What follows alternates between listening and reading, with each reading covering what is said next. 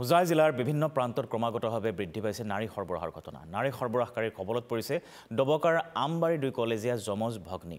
আমবাৰী ৰাজীৱ গান্ধী একাডেমীৰ উচ্চতৰ মাধ্যমিক 2য় বৰ্ষৰ ছাত্ৰী সৰবৰাহকাৰীৰ জালত পৰিছে। ডবকা হাজি আনফৰ আলী কলেজত এগৰাকী ছাত্ৰীও সৰবৰাহকাৰীৰ জালত পৰা পৰিলক্ষিত হৈছে। 14 ছেপ্টেম্বৰত 2 যমজ ভগ্নীক প্ৰথমে অপহৰণ কৰা হয়। পাছত 2 কলেজীয়া যমজ ভগ্নীক বহিৰাজ্যলৈ সৰবৰাহ কৰে হোজাইৰ যোগীজানৰ ফাৰজানা খানৰ বিৰুদ্ধে অভিযোগ উঠিছে। 6 মাহমান পূৰ্বে ফাৰজানা খানৰ সৈতে সামাজিক মাধ্যমত 2 ভগ্নীক অপহৰণ কৰি ৰেলেৰে বহিৰাজ্যলৈ লৈ যোৱা বুলিও পৰিয়ালে অভিযোগ কৰিছিল। এই ঘটনা সন্দৰ্ভত 2 যুৱতীৰ পৰিয়ালে কাষ চাপিছে ডবকা আৰক্ষী থানাত।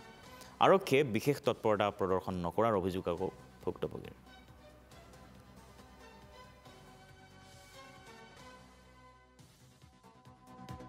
আমবাৰীৰ পৰা 2গৰাকী স্কুলীয়া ছাত্ৰ, এগৰাকী ৰাজীৱ গান্ধী একাডেমীৰ ছেকেণ্ড ইয়াৰৰ ষ্টুডেণ্ট আৰু হাজি আনফৰ আলী কলেজৰ ফাৰ্ষ্ট ছেমিৰ ষ্টুডেণ্ট, ডবকা 10 নম্বৰ ৱাৰ্ডৰ বাসিন্দা।